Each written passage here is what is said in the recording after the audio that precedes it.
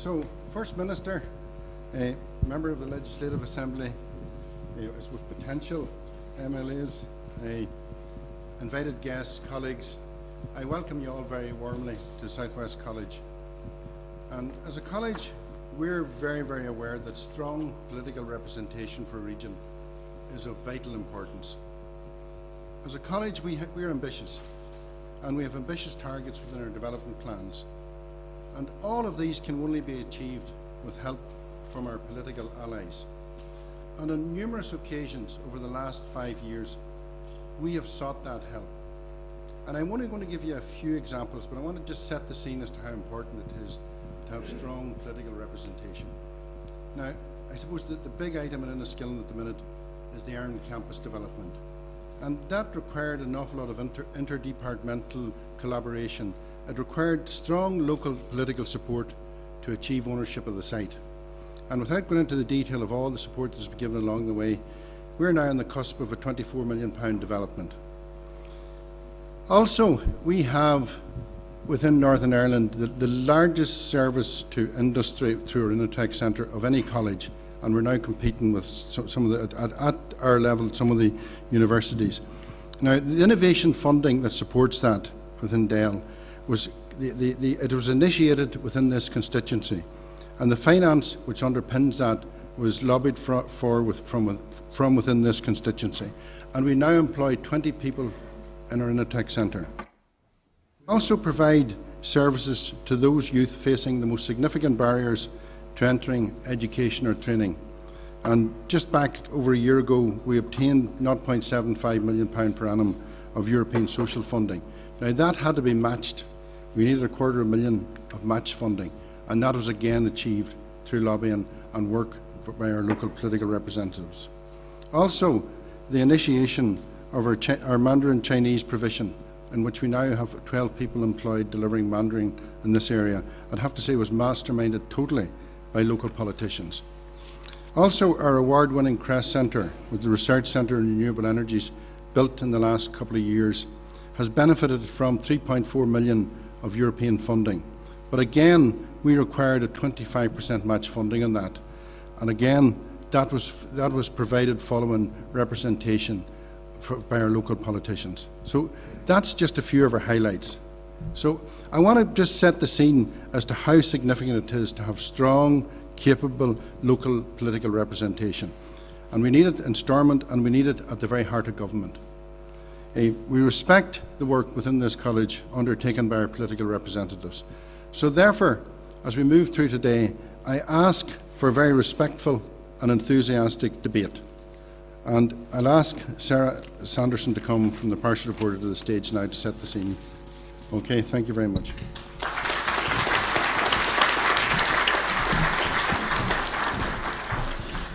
Hello everyone and welcome. As editor of the Impartial Reporter, I'm delighted to be here today with you for our Assembly Election Debate 2016. I would also like to heartily thank Malachy McAleer, Claire McKenna and the team at South West College who have been incredibly helpful in our planning and execution of this event today. Thanks too to our candidates who have been willing to take time out of their busy canvassing schedules to debate the issues that matter most to the people of Fermanagh. I'd like to introduce you to your host today, the Impartial Reporter's Rodney Edwards, who is to pose the questions. Rodney, it's over to you.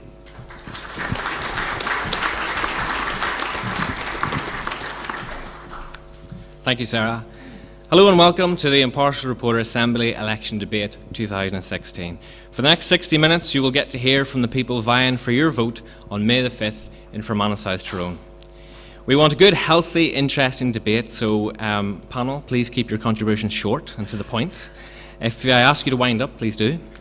It is great to see so many of you here as well. Thank you all for coming. If you want to follow the debate on Twitter, you can go to our Twitter handle, which is @ImpartialRep, and on our website where we're streaming it live, thanks to Troy and his colleagues here, impartialreporter.com.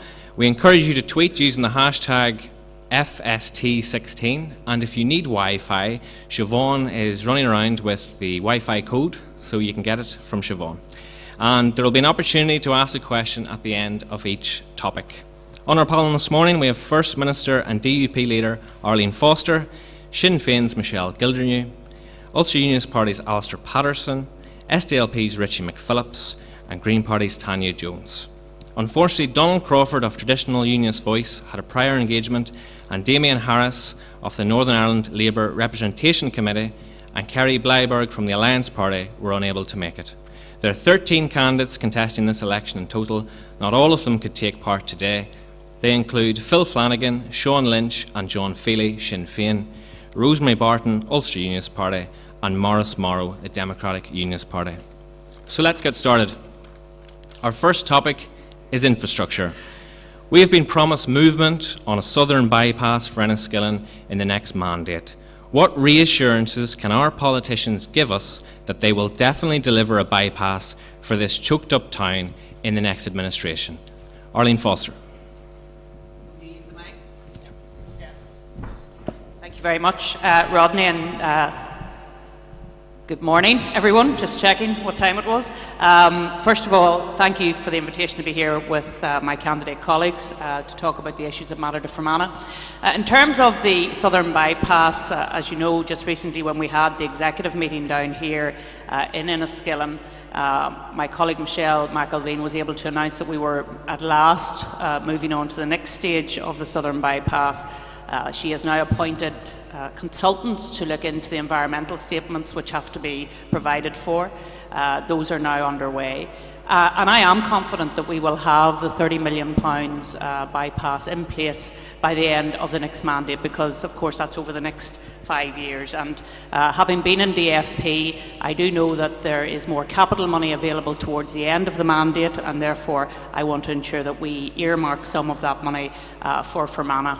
Also pleased that she's investing £6 million in the road between Enniskillen and Omagh as well, because of course we know that's a road that's used very frequently by people attending the South West Acute Hospital, and it's important that we do have that infrastructure in place. There's already been improvements quite close to Dromore on that road, and again we're seeing more improvements down there, and I really do welcome that because that's something that we need as well. So looking forward to the southern bypass being put in place. It will take about 40% of the traffic away from Enniskillen and divert it, and that will really help, I think. So really do think that it's something that will happen in the next mandate. Michelle Gildernew, are you optimistic that this will happen? Well, I'm hoping so. First of all, can I also say a big thank you to the Impartial reporter for hosting today's debate, to Malachy and Claire and the team at the South West College. It's great to be back here, and all the students who've come along here today to participate in the debate. It needs to happen, Rodney. Any of you, you'll all know the congestion there in Jail Square. You'll know the congestion on the Sligo Road. It absolutely has to happen, and I'm concerned that it looked to be sliding down the list, and it looked like there was going to be a U-turn on the bypass after the executive meeting in Enniskillen. It emerged that rather than being a priority, the minister said it was down the list. So I am concerned about that, and I think overall we have to be mindful of the fact that the budgets have been cut so badly. The road budget, structural maintenance was reduced to a little over a quarter in the last mandate. And what has traditionally happened before is that road service hoovers up money that other departments don't get spent. And with the cuts to everybody's budget, there's less and less that money around. And that translates into poor quality roads and dangerous roads for rural constituencies like ours. So we have to keep prioritising this, and to be honest, money for roads needs to be ring fenced. That's an issue that we're concerned about. When I heard that they weren't doing any more 2+1s, I was concerned, because it's Fermanagh that has benefited from those. And the road, it's still a disgrace. There's not a mile of dual carriageway in the whole county of Fermanagh. And I don't think that's good enough. We definitely need the bypass, and we need investment in our main arterial routes and alleviating the congestion in the town and around the town, and enabling people to get down to Enniskillen, and if necessary for their journey on to Sligo or wherever, that roads infrastructure is improved, and improved as a priority. Okay, Tanya Jones, how would you improve the road infrastructure in Fermanagh South Tyrone? Thank you very much, and thank you again for the invitation and the hosting of this event. My role as a Green Party MLA would be to build on the wonderful work that Stephen Agnew has been doing as the effective opposition in Stormont, calling the executive to account, making sure that promises made to the people of Fermanagh and elsewhere are kept. You know about the work that Stephen has been doing preventing fracking from coming to Fermanagh, so he's already done a great service to the people of Fermanagh, and that would be what I would be building on as your Green voice. I myself live in Enniskillen, and I walk and cycle around the town every day, so I see the traffic congestion right up close, and I know when and where it is. And most of that congestion comes from two sources, the school run and people coming into Enniskillen to go shopping. So I think that although a bypass would help in certain aspects, it wouldn't deal with the congestion caused by either of those two things. I think that we need to acknowledge that we live on an island town and the problems that that creates, and we need to find some more creative ways of travelling around the town than simply using cars all the time. Those solutions might include things like bridges and ferries for pedestrians and cyclists. It might include mini park and ride schemes, and it might include walking buses for children. Those would have the advantage, as well as easing the congestion, of improving health and well-being, improving air quality, making the town a more attractive place for tourists, and reducing the strain on family budgets. So that's something that I would like to see. Richie McPhillips, more money on new roads or fixing old roads? Well, I think the priority, first of all, thank you, Rodney, for the invitation here this morning. It's good to be here and part of this panel and part of the debate. New roads, obviously, a new structure for Enniskillen and a bypass would be very important, because obviously, in terms of the infrastructure of the town, traffic management, it would be necessary for, obviously, industry, tourism, everything. It would be a vital component in all of that going forward. I think obviously it would be a priority, new roads would be a priority, but the state of our roads in the rural areas at the moment obviously is very, very poor, and day and daily as a councillor in the area we're getting complaints in numerous every day. So obviously there's a need for investment in both new structures and obviously the repair of the roads that we have there in place at the moment.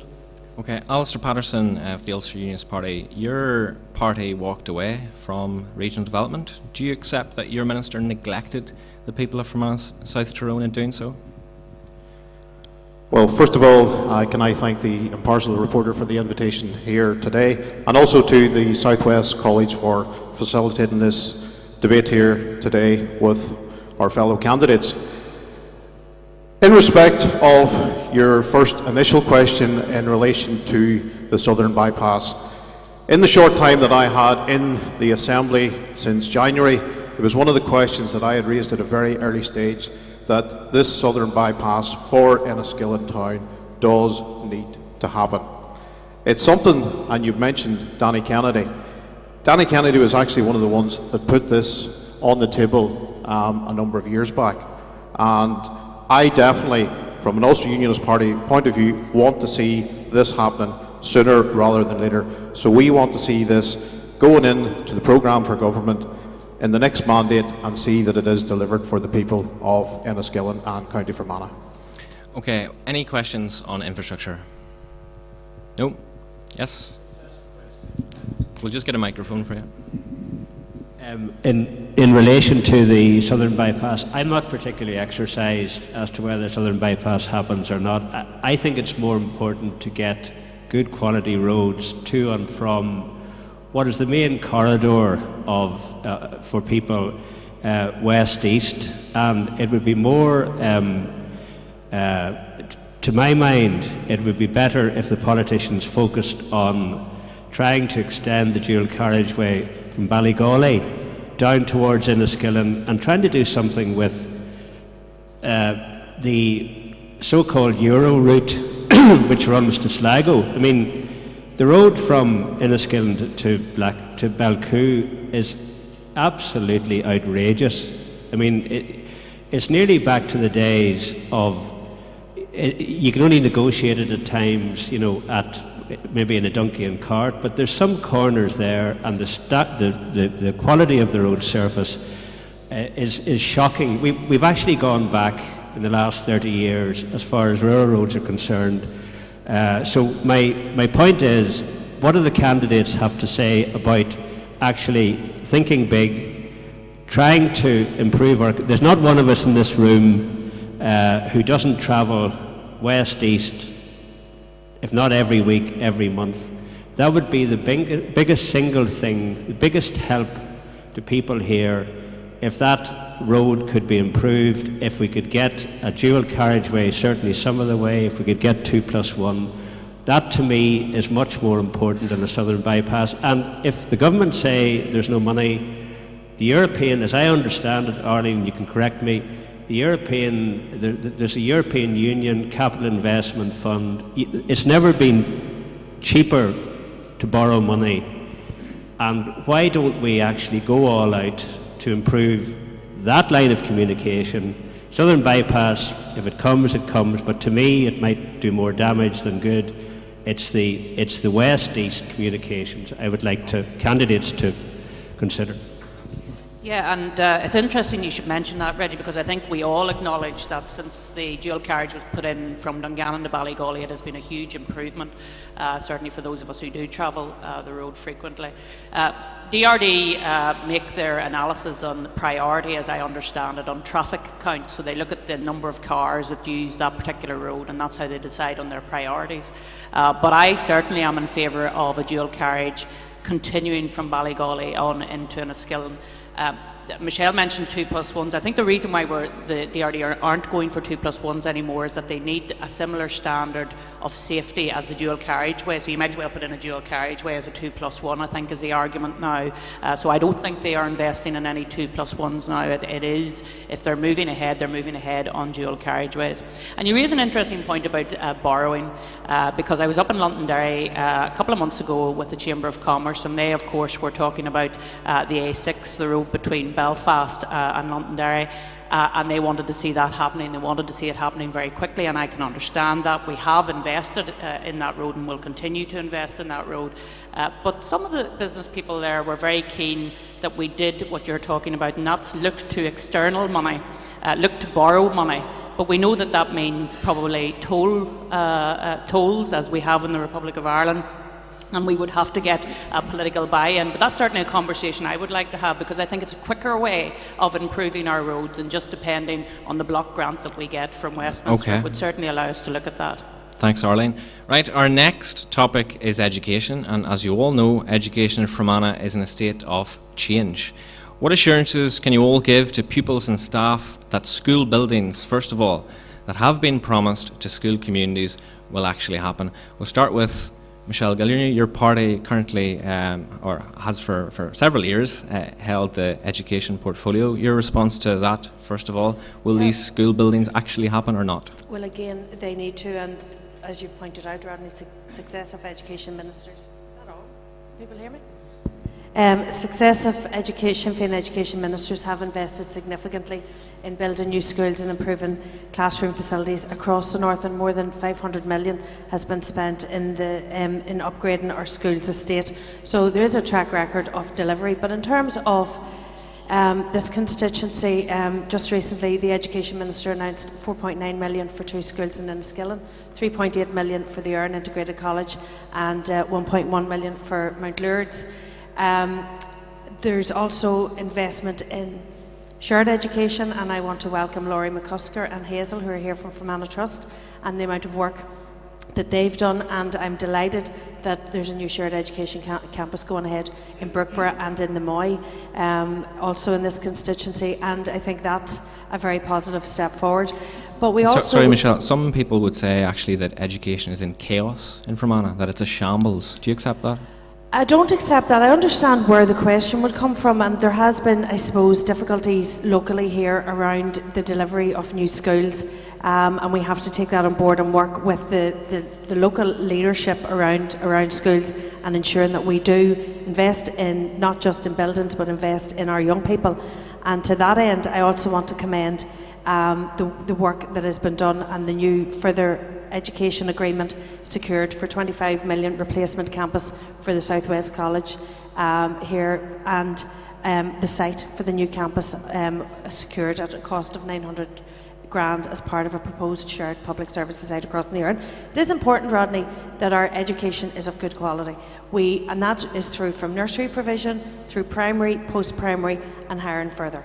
And we have to look at it holistically. We have to ensure that it's joined up. And at the minute, one of the big, I suppose, regrets that I have is that we have an excellent track record in educating young people. Those young people then have to go elsewhere for employment, and that also has to be part of the package. So from that point of view, from the research centre in engineering in the Southwest College in Dungannon, the research centre here in Enniskillen around renewable energies, I believe that the college here are trying to ensure that young people going through further education and higher education here do it where there are jobs to be had in this constituency.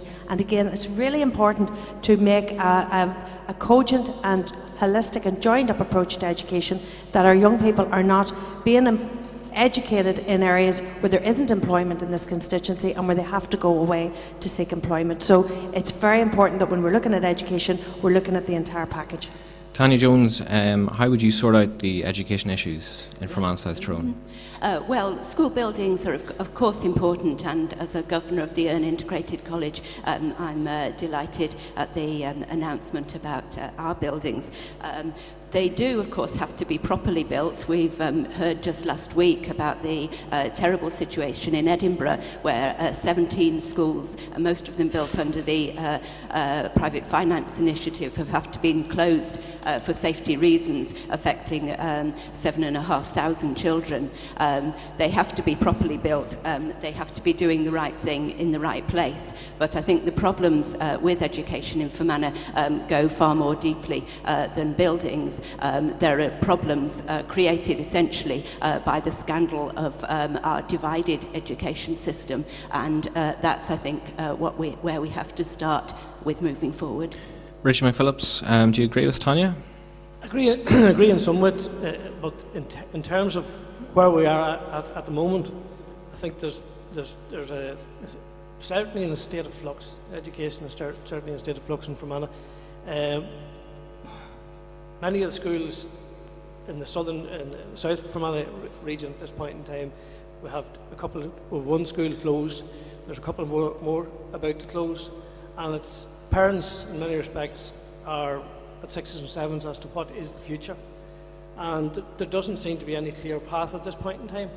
And I think it's incumbent on all of us to obviously make sure that the future of education is plotted fairly straightforward going from here, because we have been educating for many years our young for export. We don't want that happening for any longer, and I think it's important that we get the situation sorted at this point in time. Alistair Patterson, what would you do differently? The education of our children is without doubt one of the most important aspects that we as elected representatives need to take on board. We need to ensure that our children have in place the proper facilities to be educated. For far too long we've seen within this constituency that there seems to be an unfair imbalance in decisions that are taken, particularly around the post-primary education sector. We've seen controlled sector schools closed throughout this constituency, brought into one school here in Enniskillen at Devonish, where we were promised a new build school 10 to 12 years ago. At the minute, I'm delighted in fact to see that there is work now actually happening on the site, but we need to make sure that whenever we get back to Stormont at this time, that we ensure that those school buildings that have been promised are delivered for our children. Arlene Foster, do you think education in Fermanagh South Tyrone is in a mess? Well, I certainly think we've been in better places. It's been a very traumatic time for a lot of pupils, a lot of teachers, a lot of parents, particularly those who send their children to the controlled sector.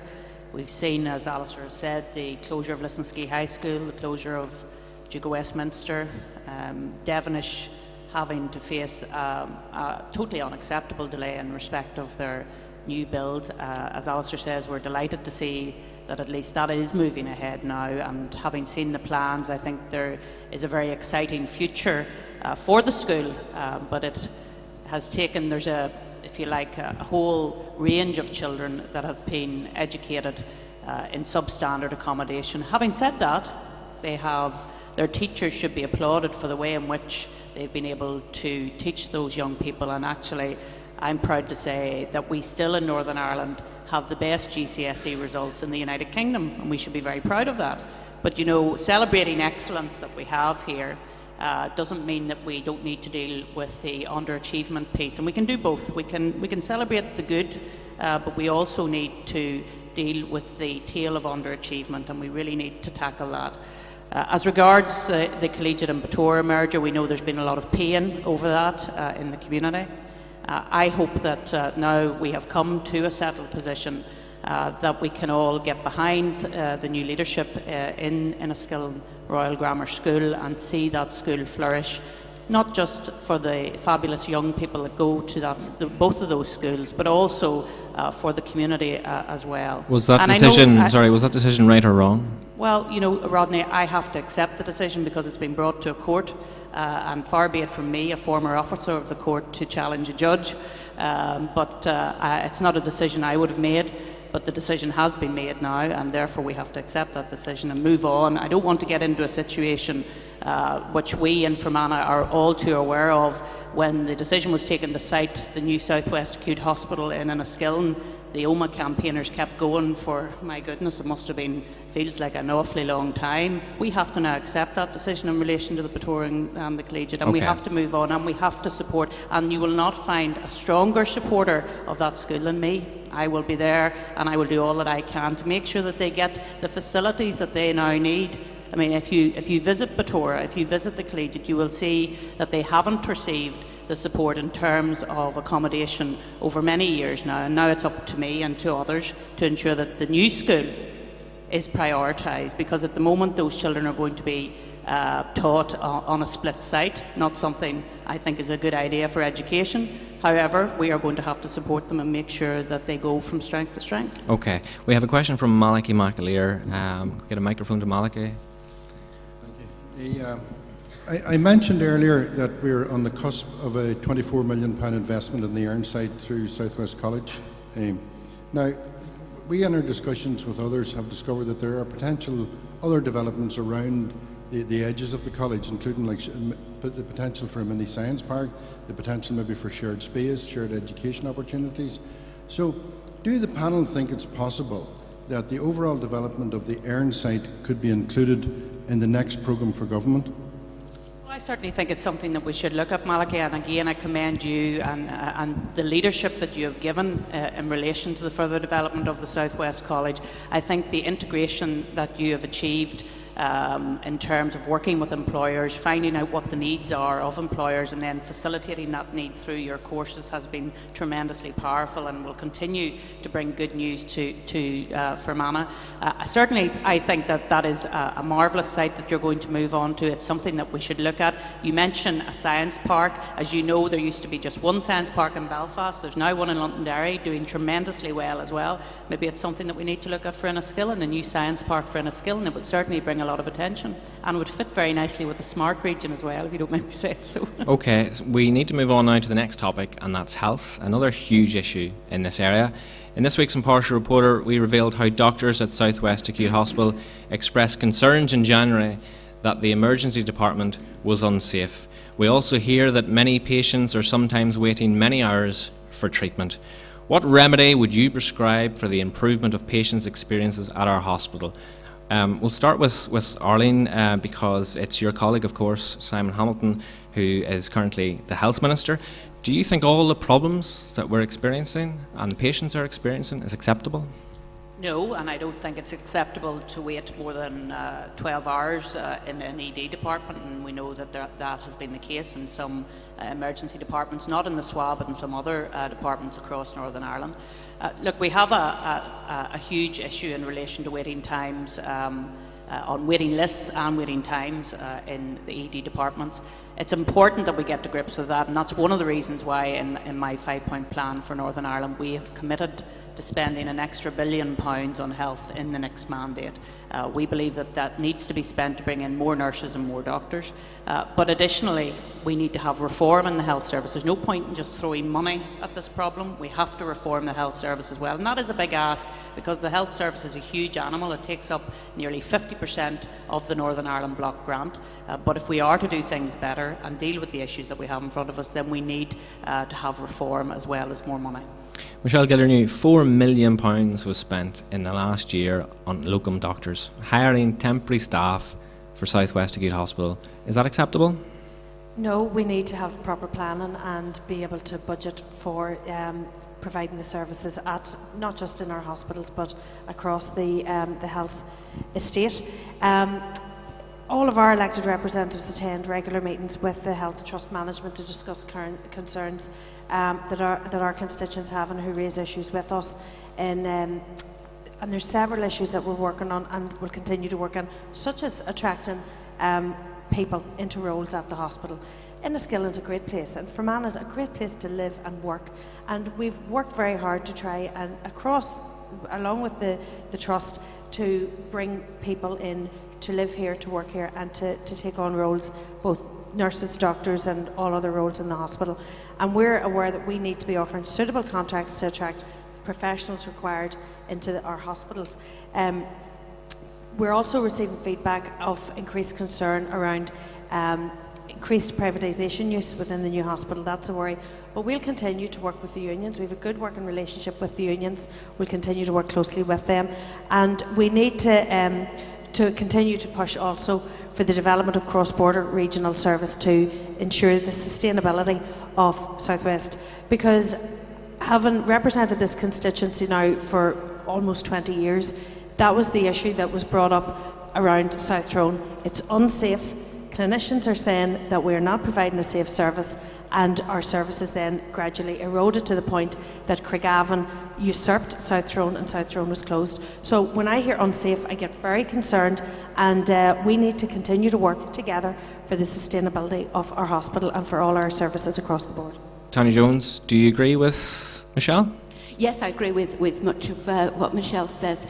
We do need proper funding. The truth is that demand for health services is increasing, and funding isn't keeping pace with that. We need proper funding, and we also need funding that's reliable and long term. When you have emergency money being given, saying to a trust, you must reduce your waiting lists over the next 3 months. They have little choice but to bring in private companies in order to do that. If the funding was more secure and more long-term, they would be able to recruit permanent staff. It would reduce the reliance, as you said, on locums, and we would have a better service. Richard McPhillips, how would you sort out the health service? Well, first of all, there's a statement is your health is your wealth, and it's certainly a case for many of us. And your report this week and your investigation obviously calls into question a lot in terms of the management of the South West and the amount of money that has been spent on locum staff. I think, in all honesty, it is time for a root and branch approach to the whole situation. And I have called in your part of your report this week for a full investigation by a Stormont committee into the expenditure on locum staff over this last number of years, because obviously it does call into question management of the whole affair. Okay, so you want to call for a review, but how would you sort out the health service? I personally couldn't give you a full answer to that now, because you have already restricted us to time. All I would say to you at this point in time, I do believe that there needs to be an investigation on the isolated situation of the South West Hospital at this point in time. But at this point in time, you don't have a solution. to what is going on at South West Acute Hospital? At this point in time, I haven't a solution, but going forward, I do believe we need to know as to what has happened over this last number of years in terms of the actual staff and how they've been recruited. Because I had one example where a party colleague of mine was able to tell us that they were trying to recruit a consultant radiologist that was costing to do in a full-time capacity 100,000 a year. They couldn't attract somebody for that post, but yet they were paying at least 3 members or 3 locums that were costing 3 times that amount. Alistair Patterson, you've been listening to the other panellists. Tell me what you would do to sort out South West Acute Hospital. Rodney, it's quite simple. At this minute in time, we know that our health service is in a serious state. It needs serious work done to get something sorted out. I have been talking over the last few weeks to a number of frontline nurses, and I want to commend, first of all, the job that those nurses and those doctors do within our hospitals.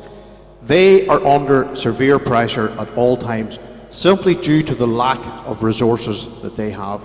We are sitting with a brand new hospital here in Enniskillen, but we don't have the number of doctors and nurses that we need there. There needs to be a root and branch reform of our health service. This needs to be sorted out. I come from a construction background where planning and programming is required before you start any job. We need to start putting in place the plans and the programme to sort out our health service now. Alistair, your colleague Michael Machimsey held this post for several years. Should he take the blame for the mess that we're currently in?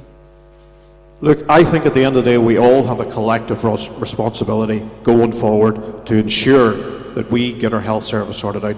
We're sitting here faced at the minute where we have seen waiting lists increase by maybe up to 5,000%. That's totally unacceptable. That has happened in the last 3 years. That has happened under the administration that we have had there. So we need to get this sorted out going into this next mandate. We all have a responsibility.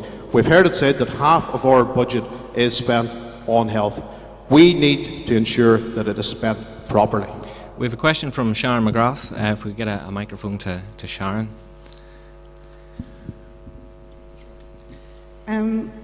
Sadly, we've seen an increase in both the suicide rates in this constituency and various mental health problems. I'd like to know what actions the candidates will take if elected to ensure that appropriate mental health services are brought into Fermanagh, both for adults and for the young people, because there's a very clear difference in what the requirements are there, and also for the people suffering from mental health issues and their families. Again, there are different requirements, but I'm just interested in what actions will be taken to ensure those resources come to Fermanagh. Okay, Michelle, can we start with you? Thanks, Rodney. Sharon, it's good to see you here today. I think we all recognise that if Bamford was implemented in full, that we'd be a long way towards improving our mental health services. Mental health has long been underfunded, under-resourced, under-planned for. Access to counsellors has got better. I'm glad to see a joined-up approach between schools and health around providing care in our schools for our young people. But we accept that it's not enough, and much, much more needs to be done. And you're right, our figures are worrying. It's an issue that I've worked on now for a long number of years with the Public Health Agency, with the trusts, with the department, and I'm still very concerned. I'm very concerned too that we're not tapping into the community aspect of this. There's scope there within. We have very strong communities. Look at your own community in Belcoo and how they rally together in difficult times. And I think we, in my own GA club is Ahaloo. We've had a few tragedies there, unfortunately, and the PHA were in straight away to provide counselling and services to the members of the club who'd been affected. So I think we do have to, and I've discussed this with health professionals, we do have to tap into that very, very strong community, sense of community there is in this constituency, using our communities to help one another, to look after one another, and to use the public professionals the professionals within the PHA and within the Department of Health to tap into that. But I think we have a resource there that we're not taking full advantage of, and Thank that you. needs to happen. Thank you, Michelle. Arlene and then Tanya, please. Yeah, and this is something that's an absolute priority for me. I think we've all, unfortunately, known people who have taken their own lives, and a good friend of mine took his own life just recently. And so it is, to Michelle's point about getting involved in the community, it's a very important issue. I spent some time this morning with Cycle Against Suicide, and their whole strapline is it's okay not to be okay, and to talk about it and to make sure that everyone in society knows that the stigma that was associated, let's be honest, with mental health problems is put aside, and that mental health issues are treated like any other illness and any other difficulty that we face in life. So I think it is important. Michelle has mentioned being involved in her local GAA club and the issues that have happened there. I'm delighted to see mental health issues being talked about in Orange Lodges. I'm really pleased to see that happening now, because we know, of course, it's men that suffer the most in terms of taking their own lives. I'm delighted to see that happening. I want to see more of that happening. I'm pleased Simon has set £175,000. It's only a small amount, I know that, to set up the mental trauma service. That's now been set up. Pleased also to see Oma being designated as a site for dealing with mental health in the whole of the Western Trust area. At least it's in Oma. And we need to see more joined up approaches to all of the issues around mental health, eating disorders for young people, all of the issues around post-traumatic stress disorder, and being dealt with in an appropriate way, not a one-size-fits-all approach, but how do we capture all of the ways to deal with these mental health problems and make sure that we're dealing with them on the ground in the communities. I think that's entirely the point that I wanted to make, Rodney. Thank you, Arlene. Tanya? Thank you, yes. The World Health Organization has identified groups of people who are particularly vulnerable to mental health problems and the risk factors related to that. And in Northern Ireland context, there are two groups which are particularly important. One is people who have suffered as a result of conflict, and we know that Northern Ireland has very high levels of post-traumatic stress disorder, and so the Green Party is calling for a dedicated international mental health centre specialising in that. Another group who are particularly vulnerable are LGBT people, and the risk factors there include the stigma, the discrimination and the prejudice which they face, both in personal matters and official. So one big thing that the Assembly could do to assist those people to reduce the level of stigma and prejudice which they experience is pass an Equal Marriage Act. Richie McPhillips, mental health, obviously a huge problem. You come from a rural area. What do you think can be done to help people in your area, for example, that may be facing mental health issues? Well, thank you again, Rodney. It's another major issue. Unfortunately, it has touched many of our lives. And I come from South Fermanagh. We've had quite a few suicides in that region, and there are a number of organisations that do a tremendous amount of work down there. Oak Healthy Living as one example, but most of these organisations are cash strapped.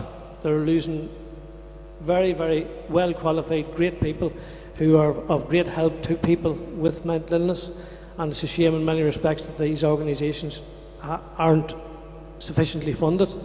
We in the SDLP would be very committed to making sure that whatever funding is needed should be ring-fenced to make sure that the services are provided to people that are in these vulnerable positions. And I concur with the three ladies previous in all that they have said.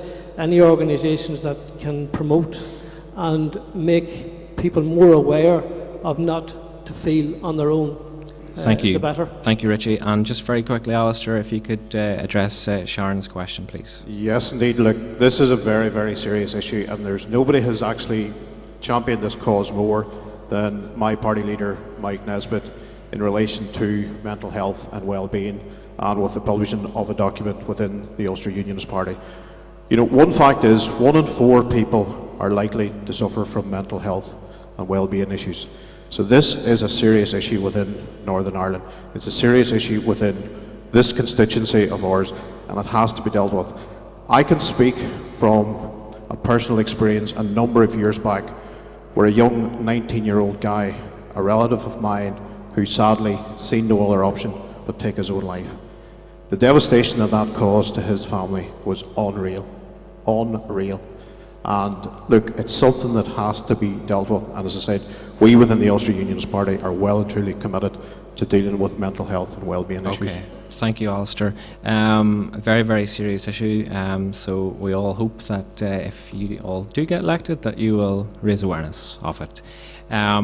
We only have less than 15 minutes left, and we've got 2 topics left, so I would ask that we could just sort of speed through them. The next topic is business, so we'll start with Alistair. Alistair, what can you do to stop the shutters coming down on our local businesses?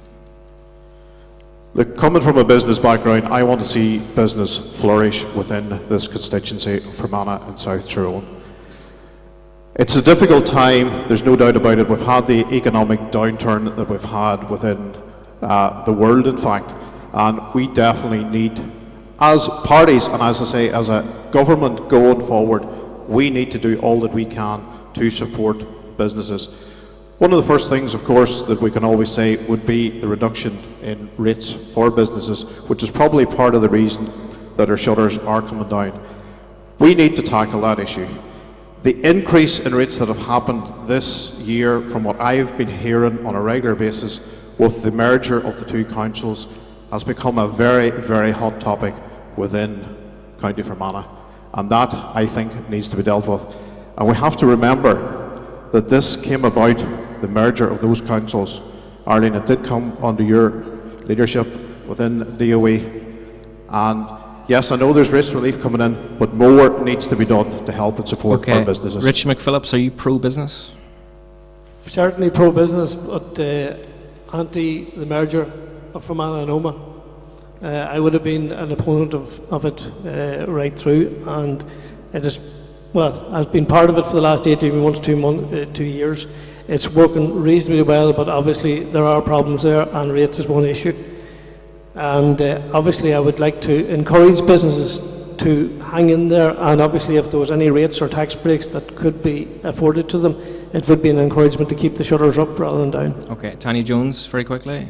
Yes, we need to promote the great businesses that we have. We have fantastic independent shops in Enniskillen, despite somebody's bright idea during the G8 of pretending it was a ghost town. We need to support our tourism, our sustainable agriculture industries by keeping out destructive industries like fracking. We need to support renewable energy, which is a fantastic fit for Fermanagh, being suitable for small startups and community-led things. We need to implement the Green New Deal, which would bring jobs and much work for local industries. Thank you. Michelle, very quickly. Fermanagh has a very high level of business startup, and I think we'd like to see more connectivity, more investment in our roads, more investment in our broadband will be hugely important to local businesses here in Fermanagh. I think we'd like to see more of a focus from InvestNI, not on attracting foreign direct investment, but on supporting the indigenous small to medium businesses that we are so proud of and are the backbone of the economy here in Fermanagh. Arlene Foster, why were you making faces at Alistair Patterson? Just because I can. Well, just to give you some statistics, InvestNI has supported £88 million of investment in Fermanagh and Omagh over this last 4 years. 440 businesses have started, and Michelle's absolutely right. This is I think it's probably the top area for business startups in Northern Ireland. We should be very proud of that. It's about connectivity with the college, of course, in terms of the skills we need for those businesses.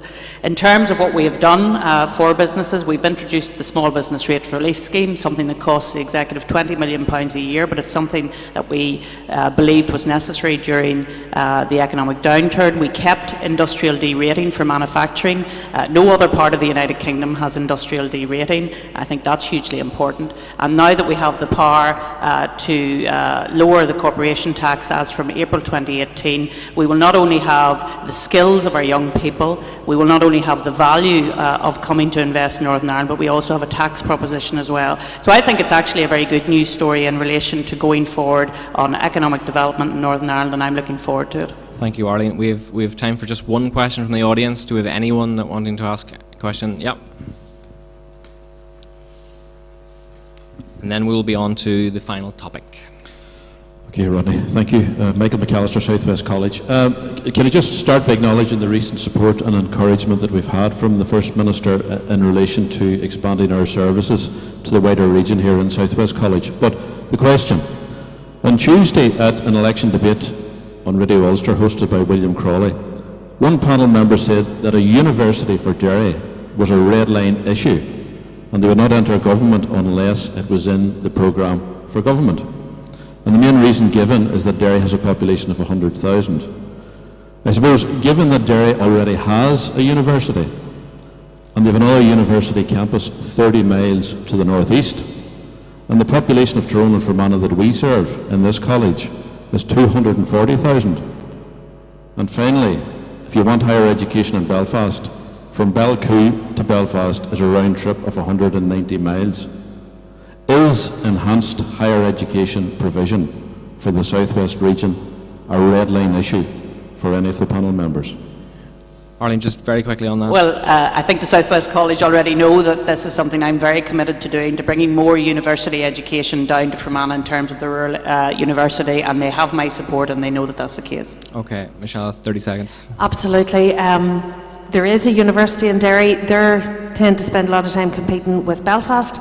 We need to ensure that we punch above our weight to bring further places, both higher and further education here, to prevent our young ones from having to leave and being part of a very vibrant community here in Fermanagh South Tyrone. So absolutely, Michael, we'll do everything we can to promote the work that the excellent work that the Southwest College are doing, and hope to build your place in providing a sustainable and vibrant education for our young people. Okay, just one sentence. Thank you. Yes, I don't think I'll be in the executive, but as a green voice in the naughty corner of Stormont, I'll be speaking up for more investment in third level education, and especially in Fermanagh. Yeah. I've just got someone doing this to me all the time. So, Richie, very quickly. Yes is the answer. Continued success to the Southwest College. Well, I'll go with yes as well. And can I say, Michael, I was one of your students 25 years ago, so I'm here and I'll back you 100% on what you've just said. Okay. And now for a topical issue. Last week, a Northern Ireland woman was given a suspended prison sentence after buying drugs to terminate her pregnancy. This is a hugely emotive and sensitive issue, so can I just go through the panel and get the views on legalising abortion in Northern Ireland? Alistair Patterson. There's no doubt that this is an extremely emotive debate. There's no question about this. Within the Ulster Unionist Party, this was taken as a conscience matter and it was left up to the individuals. Whenever that debate was tagged on at the back of the Justice Bill back in the last mandate, I would come from a pro-life stance, and at that time I voted against that motion that was on the floor, and that I wouldn't want abortion introduced. What we faced last week and what we've seen with this girl in relation to a prison sentence or a suspended sentence being handed down. Personally myself, I don't feel any suspended sentence or a sentence should have been handed to this girl. What she actually needs is the full support of whatever resources that are there to give this person and the pregnant mother all the support that they can get in these difficult situations. Look, it's something that we're probably going to have to face going into the new mandate. As I say, I come from a pro-life mindset. I don't believe in abortion, the Abortion Act being changed too much going into the future. But let's see things, there is a review going on at the minute. Let's see what the health officials come back with, and then we can make the decision whenever that is presented to us. Thank you, Alistair. Richie? Thank Obviously, as a member of the SDLP and a Christian, I am pro-life. This individual's case is a very sad state of affairs, and obviously it's of paramount importance that we have concern for the individual in all circumstances.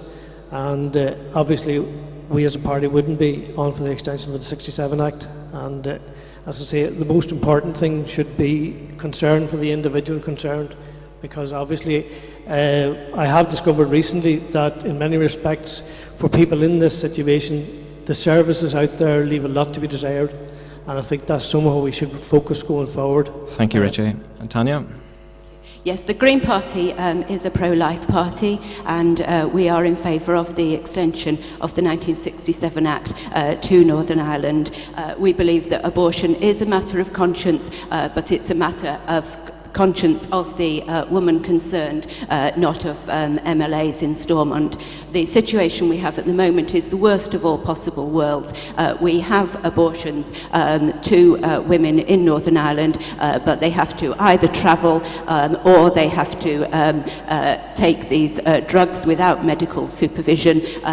It's a scandal that our laws are not compatible with basic human rights. And finally, the Green Party's policy would not be to increase the number of abortions, it would be to reduce them. But the way that you reduce them isn't via the criminal law, it's by improving services, improving education, to empower young women to make their own decisions, and to improve services to families, especially single-parent families and families with disabled children. That's how you give people the confidence not to need abortions. Thank you, Tanya. Michelle?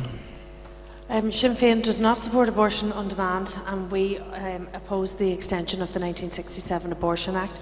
We would support legislation which would make provision for abortion services in instances of pregnancies arising from sexual crime, along with situations in which a pregnancy has been determined to have a fatal fetal abnormality. But in cases where a woman wishes to pursue that pregnancy, she should be fully supported in that decision, and all efforts should be made to ensure appropriate care and consideration. And the key thing in all of this is that there needs to be compassion. Sinn Féin would not support the procurement of any medication on the internet with the lack of oversight and medical supervision. I can't imagine how terrifying it must be for a young woman to procure those tablets and to take them without medical supervision and oversight. And we don't believe that a heavy-handed approach is the way to deal with this issue. As legislators, first and foremost, we have to ensure that what we do is any legislation that's brought forward is human rights compliant. Thank you, Michelle. And Arlene? Well, DUP is very consistent in its line in terms of abortion. We are pro-life. We oppose the extension of the 1967 Act to Northern Ireland. Devolution, if it's to mean anything, is to mean that the legislators in Northern Ireland decide on the best way forward on these issues.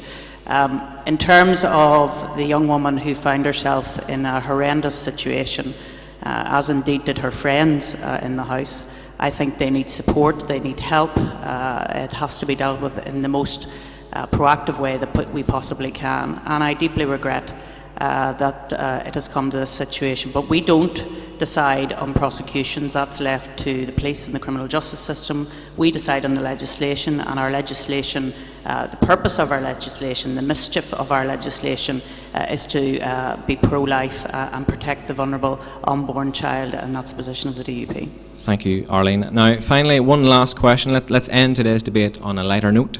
Away from the serious business of politics, we know there's a fun side to each of you. I know that one of you likes the Backstreet Boys. I know that one of you likes Ed Sheeran.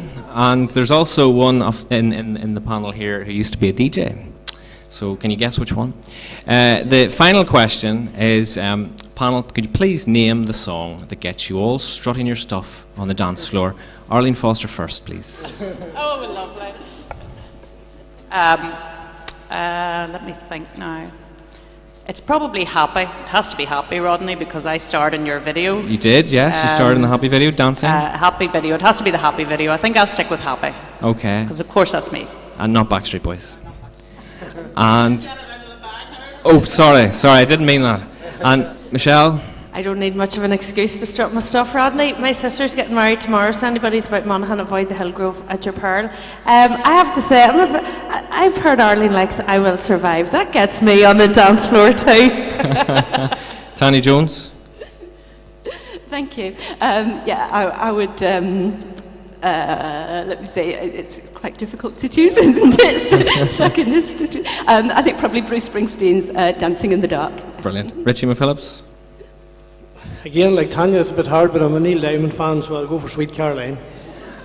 And the former DJ. I suppose I'm the one yet has to confess to being the former DJ.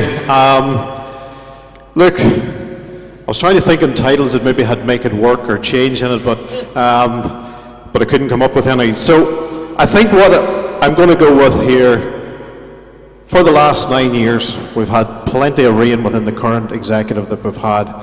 So what I want to see is the sunshine after the rain. So hopefully this time you can vote for change. So I'm going to say sunshine after the rain. Okay. And that's it. Thank you to our panel and to each of you. Fascinating, thought-provoking debate. Check out next week's Impartial Reporter for full coverage from today and impartialreporter.com for even more reports. Thank you to everyone for your help, particularly here at South West College. Good luck to all our candidates here today and those who were not able to make it. The outcome of May the 5th is now in your hands. Thank you.